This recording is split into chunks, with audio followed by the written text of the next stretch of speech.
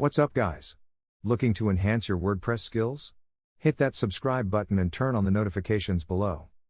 Today, we're talking about one of the most common security mistakes that beginners make with WordPress: keeping the default login URL.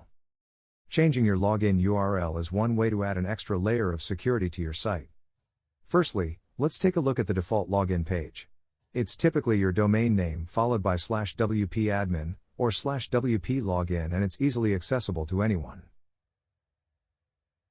This is risky since anyone could try to hack your website. To avoid such a situation, we need to create a custom login URL that's difficult to guess. To do this, we'll install and activate the WPS Hide plugin.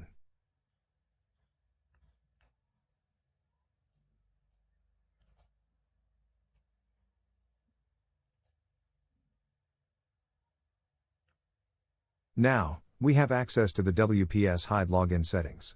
Here, we can change our login URL to whatever we want.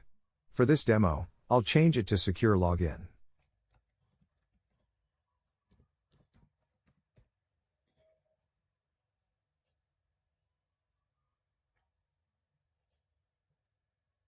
Once you have saved your new login URL, you can test it by entering the new URL in your browser's address bar.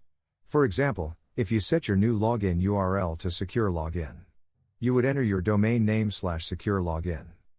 If the new login URL works, you have successfully changed your login URL.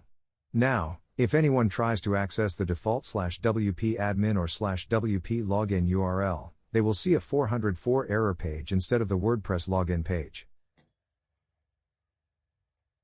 That's it.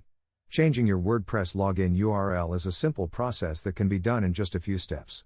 If you have any questions or comments, feel free to leave them below.